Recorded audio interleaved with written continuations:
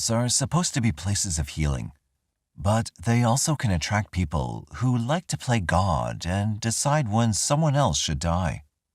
Those people may act out of a need for power or excitement, but many claim they do it from compassion.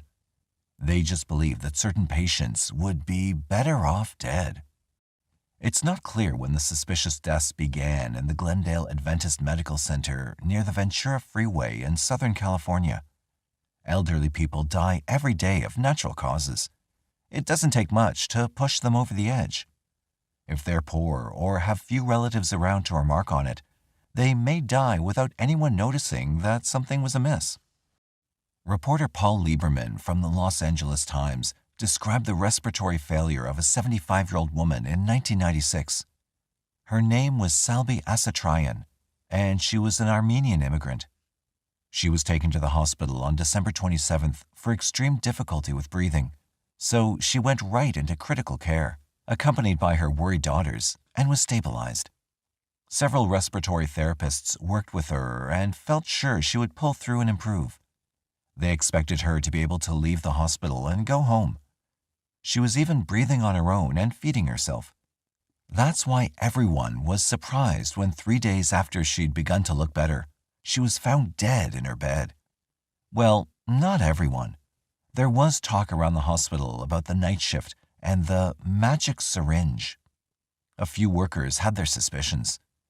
When staff members are alone with patients and no one else is around, they're free to do as they please. Presumably, they're trustworthy and want only the best for those in their care. However, not everyone interprets that relationship in the same way, and not everyone feels a nurturing connection to their patients. Efren Saldivar became a hospital therapist, Lieberman points out, because he liked the uniform. That's not much of a reason to go into healthcare. Saldivar was born in Brownsville, Texas on September 30th, 1969. Apparently, his mother, who lived in Mexico, wanted her children to be U.S. citizens, so she went to Texas to give birth. It's not unknown, and every border state faces the dilemma of treating non-residents who come in seeking better medical care than they can get in Mexico. It's not illegal, but it drains American resources. Before he even had any awareness, Saldivar had a role model in his mother of exploiting others for her own gain and of acting with little regard for medical protocol. His father, Alfredo, moved his wife and 2 sons to Los Angeles in search of a job as a handyman. Efren's mother, Izara, worked as a seamstress. She was a Jehovah's Witness, and she raised her children to learn the faith and to spread it to others. They could get into heaven, they were told, only by piling up brownie points through their good deeds. Efren applied himself in school, but worked below his abilities. Teachers liked him because he had an extroverted personality.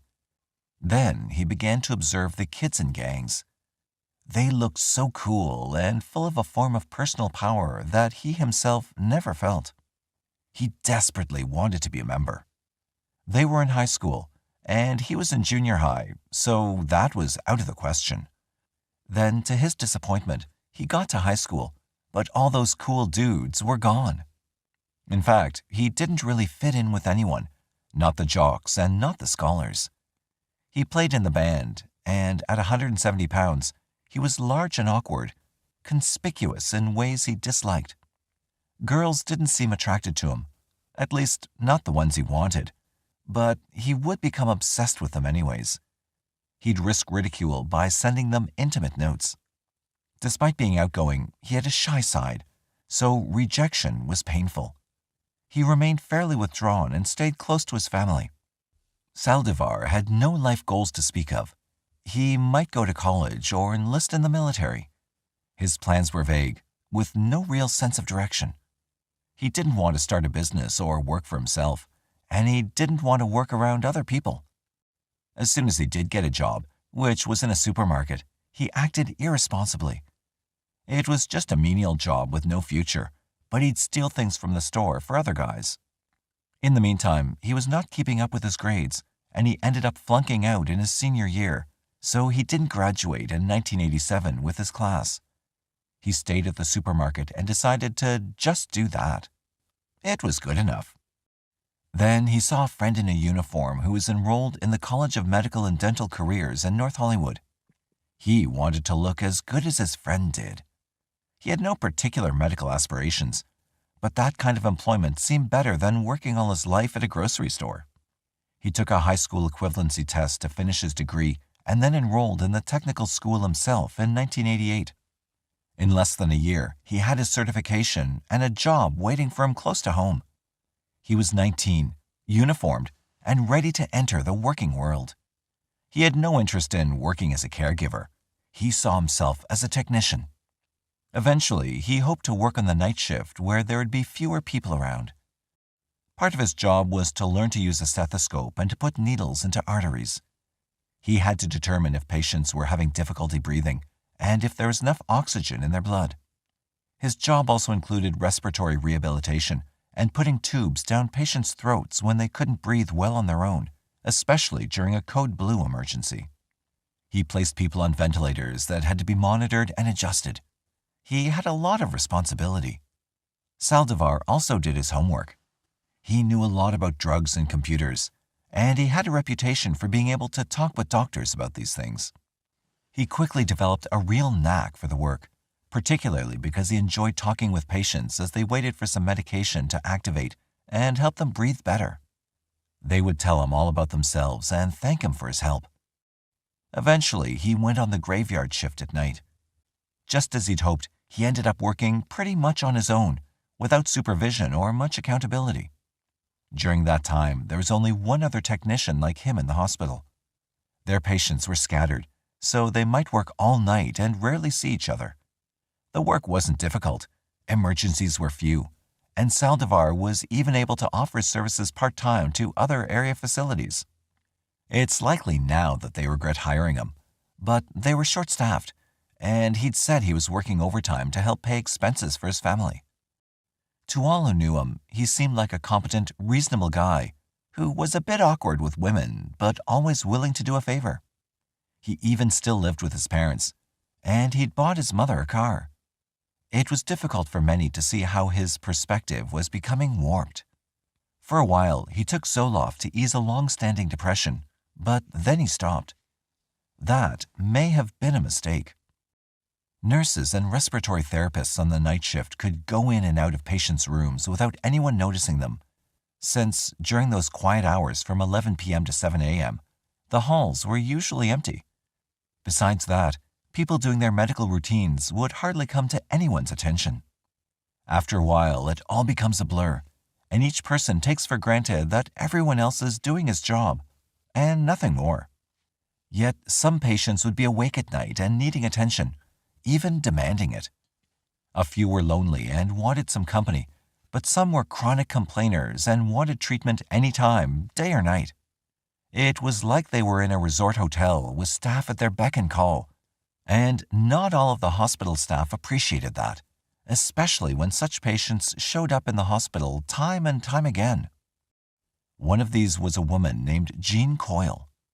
On February 26, 1997, she pressed her button to get some help, and Saldivar responded, again. He went in, and as Coyle recalled the incident to the Los Angeles Times, she blacked out. She did not know how it happened, but she came to and didn't give it another thought. Not until she heard about what was going on in that hospital. Then she viewed her experience in a different light. In April of that same year, one of the other respiratory therapists, Bob Baker, suggested to his boss that Saldivar was doing things to patients at night, injecting them with something. It isn't unusual in hospitals for people to spread rumors about others, especially when patients are dying in ways that seem inexplicable. Yet there had to be proof. Without that, no one would be suspended or fired. At that time, John Bechtold was head of the department, and he did not like Saldivar. Neither did the therapist, who had squealed. The easy thing would be to turn him in, but since their personality clashes were known, it might look like he was undermining a guy just because he didn't like him.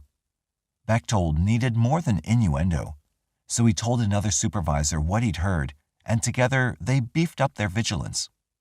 Often, when a healthcare worker is viewed as an angel of death or a medical professional who kills patients, a pattern begins to show up on that person's shift. Janine Jones, working in the children's ICU in a Texas hospital, had a high incidence of respiratory arrests among children over whom she had watched and who had entered the hospital without heart problems.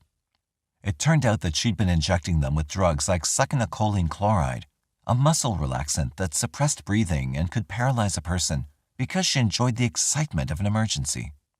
She also acted strangely around dead babies, yet the hospital administration did only a lax investigation. Then she moved on to a one-doctor clinic, and the constant cardiac arrests and seizures finally brought attention to the problem, but only after one child died. She was convicted of murder, and no one knows how many other babies she'd killed. In Saldivar's case, the records on his shift indicated nothing unusual. If he was doing something to patients, he was being careful. However, to those who worked closely with him, his shifts appeared to be jinxed. They would talk about patients who needed to die, and then that person died. Sometimes several people died in one night. Occasionally, the other therapists joked that Efren had the magic touch. What he had was the magic syringe. But eventually, he got careless. As a practical joke, a couple of the other respiratory therapists decided to put someone else's clothing in Saldivar's locker. So, on his night off, they pried it open.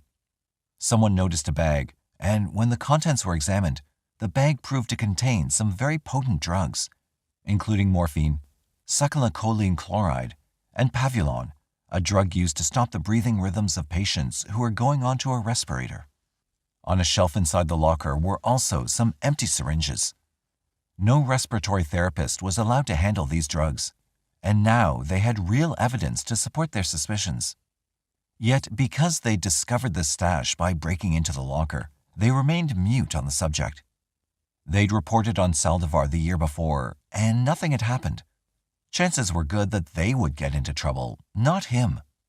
Still, they now knew that it was true that Saldivar had a magic syringe. Then one of the therapists, a female named Ursula Anderson, happened to mention Saldivar's after-dark activities to a man in a bar. His name was Grant Brosses, and he saw an opportunity to make some money. He thought it might be worth something to the hospital to have this information to keep it out of the hands of the police. Lieberman indicates that Brosses was estimating that he might be paid somewhere in the neighborhood of $50,000. So, in February of 1998, he called Glendale Adventist Medical Center. He didn't even have a name to offer in this tip, but when they went down the list of almost 40 therapists who worked there, he recalled something that sounded like Saldivar's name. Since this tip had come from a source unrelated to the first one, just someone named Grant, the hospital administrators were alarmed. They felt it was time to hand the case over to the Glendale Police Department, but they also continued to conduct their own investigation. During that time, 2 more patients died in the respiratory unit. The investigator who took the case was Sergeant John McKillop in robbery homicide. He met with the 3 administrators, and they told him about the previous tip the year before. They also provided the pager number of the caller who'd left the most recent tip, so McKillop tracked him down. Then he contacted his former partner, a top detective in Glendale named Will Curry. They also brought aboard Tony Fudia, who ran a background check on Brosses. The guy turned out to have a lengthy record, which could make his so-called tip a bit suspicious. He'd done time and had participated in a range of crimes from cocaine to grand theft. Yet they still had to follow it up. If it was a good tip, they could stop a killer and save people's lives. When confronted by police, Brosses had suddenly decided that he didn't really know much, and he wasn't at all sure of the information he'd been given. It appeared to the investigators that he just didn't want to have anything to do with cops. His call had been to the hospital in an effort to be paid off for keeping quiet, and he wanted no part of a formal investigation. Given his 15 years of run-ins with the police, they could see why, but they still needed reliable information in order to move forward. Hospital administrators went through their lists and offered the possibility that Ursula Anderson had initially mentioned what Saldivar was doing. The investigators questioned her, and she insisted that she'd said no such thing. Mr. Brosses had obviously made it up. Another dead end. Yet to their credit, the investigators didn't give up. If someone was killing patients who had entrusted themselves to the care of the hospital, they were going to find out who it was. The year before, Bob Baker had mentioned the magic syringe. Perhaps he knew something more. In fact, he did. He knew about the vials of muscle relaxant found in Saldivar's locker. That observation sent Curry and crew to an expert, the director of the respiratory therapist unit, John Bechtold, who informed them about some of the rivalries in the unit, notably Baker and Saldivar. Baker could have made up his accusations to get Saldivar fired. That possibility had to be considered, which presented the investigators with a whole new problem. Bechtold mentioned that when Baker had first told them about Saldivar's late-night activities, they had run their own investigation but found no substantive proof. In light of the hostility between the two men, they dropped it. McKillop was disappointed. He reported what he knew, and what he didn't know, back to his chief. They decided to approach Saldivar himself to see what he'd say. The hospital had shifted some schedules to keep him away for several days, so he was available on the afternoon that Will Curry invited him to come down to the station. If he was a killer, they hoped for a reaction. But no one expected quite the one that they got, or what would happen next. Saldivar was introduced to a polygraph examiner, who asked him if he understood why he had been asked to come in. He responded that he expected to get his name cleared. He was confused about why he'd not been back to work, and he'd heard that some anonymous caller had fingered him as a killer. He wanted to talk so that people would know he was innocent. The investigators asked him if he'd ever done anything like what he was accused of doing. At first he denied it, but then quickly admitted that he'd been injecting people since he'd started work at Glendale. The first case occurred when he was 19 and fresh out of school. He'd been assigned an elderly female patient, he said, who was on a life support system. She had a terminal case of cancer, and there was no hope for her. In fact, she was almost over the edge. The doctors would soon turn off her machines, and the family had already taken their leave. After everyone was gone, Saldivar looked in on the woman and saw that, although she was unconscious, she was still breathing. He felt sorry for her. Out of mercy, he claimed, he connected two tubes, effectively suffocating her. Then he admitted that years later, he'd injected Pavulon into one patient by shooting it through the IV tube. He'd found a discarded bottle of the stuff and had kept it. Immediately, he was read his rights, but then he continued to talk freely. Lieberman indicated that Saldivar talked for 2 hours. He said that his first lethal injection occurred in 1997. He'd only done that twice. Or, that's what he said at first. Curry mentioned that he'd probably do some investigating on his own, and Saldivar blurted out that he wasn't alone in this. There were others, too.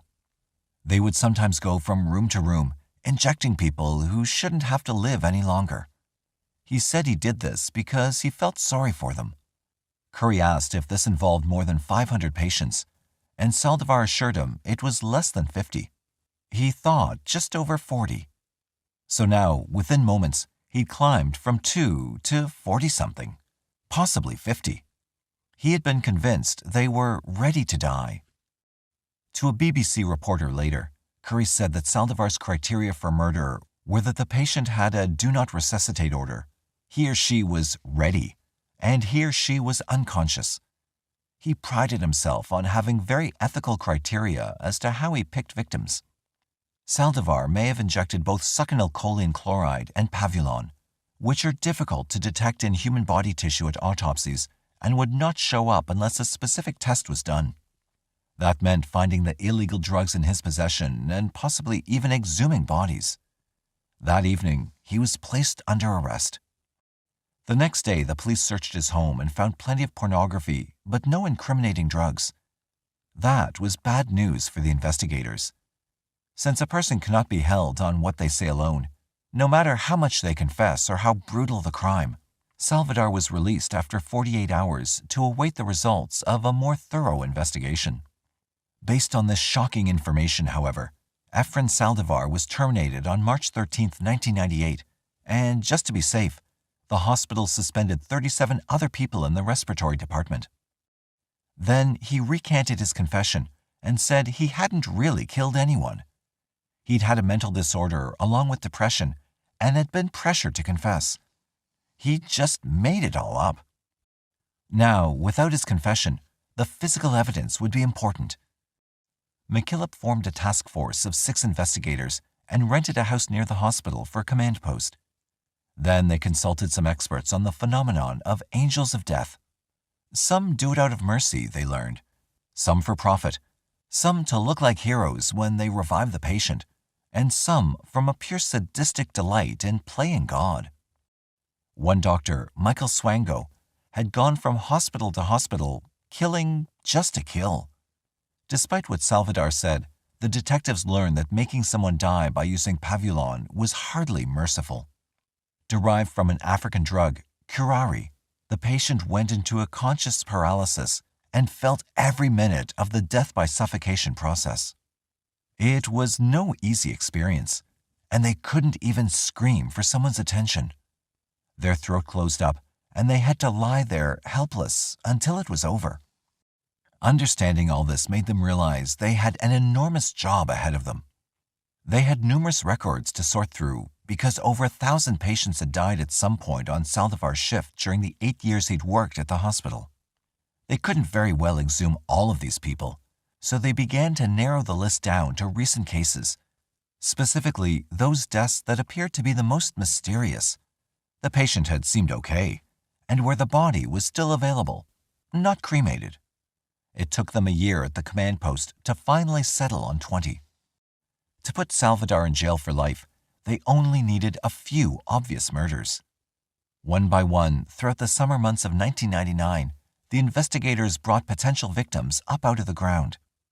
The pathologists examined them and took tissue samples from the livers, bladders, and muscles, and the toxicology lab then went to work. Brian Anderson, at the Lawrence Livermore Forensic Science Center in Oakland, California, demonstrated a new scientific protocol for the proper procedure to revive and preserve the biological evidence.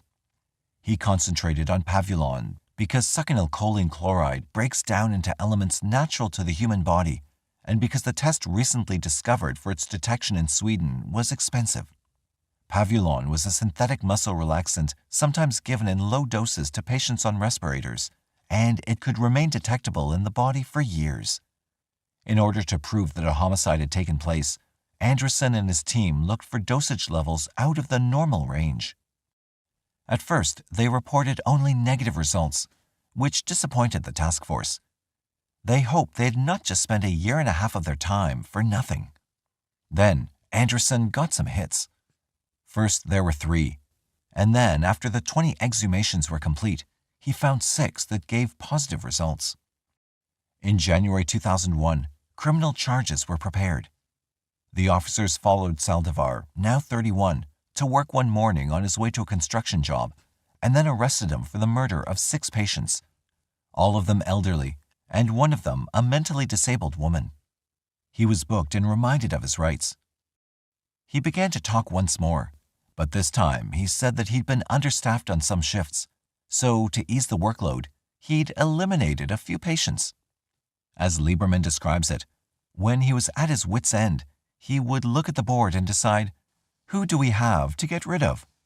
He admitted that he'd killed patients at other hospitals too, where he'd worked part-time. He'd mentioned this before, but had not admitted to actually giving injections. After 60 victims, he'd lost count. He figured it was more than 100.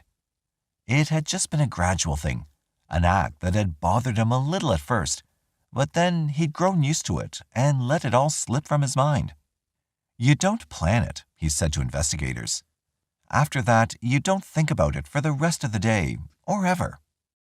Between this confession and the evidence, it was enough to go to court. The lead prosecutor prepared the case, finding a star witness in Jean Coyle, the complaining patient whom Saldivar had attempted and failed to kill. Thus, along with the 6 murder charges, was an attempted murder charge too.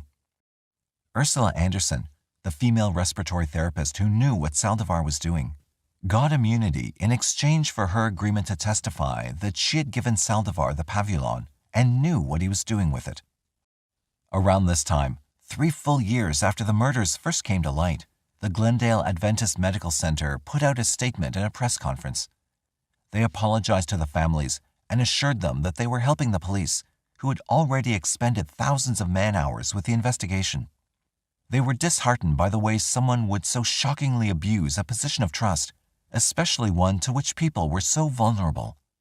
The hospital spokesperson said that they had no idea how Saldivar obtained the drugs that he used, but as a result of this case, they had tightened their own controls and procedures. Hereafter, they would institute a mortality analysis, in which a single physician would review all records after a death, thus making it possible to spot suspicious trends and patterns.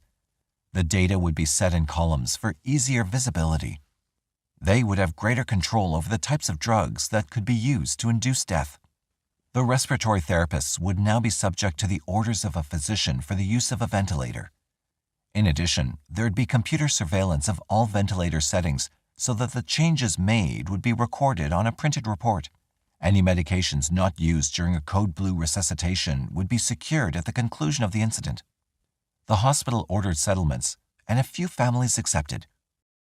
In March 2002, Saldivar pleaded guilty to 6 counts of murder in exchange for life imprisonment rather than the death penalty, although the prosecutor had never intended to go for the ultimate sanction. Saldivar contested nothing about the investigation and accepted his sentence, which was formally meted out on April 17th. Judge Lance Ito, who had presided over the O.J. Simpson criminal trial during the mid-90s, gave Saldivar 6 consecutive life sentences and 15 more years for attempted murder. Saldivar did offer an apology to the families. "I know there's nothing I can say," he mumbled, "that can soothe their anger or bring relief to their anxiety. I want to say that I'm truly sorry, and I ask for forgiveness, although I don't expect any." Had he been executed, Lieberman points out, he'd have been given the same drug as the one he'd used on his patients. In May 2002, the California Department of Consumer Affairs Respiratory Care Board petitioned a judge to suspend the license of Ursula Anderson. She had aided and abetted a criminal and had acted unprofessionally and with extreme neglect. 3 other therapists who worked with Saldivar were put under investigation as well. Right away, there was film interest in the story. Disney-based Spyglass partners Roger Birnbaum and Gary Barber bought the rights for a feature-length film, which plays the cold and cunning angel against the shrewd but fatigued Detective McKillop. A script is written, and production is scheduled for the summer of 2002.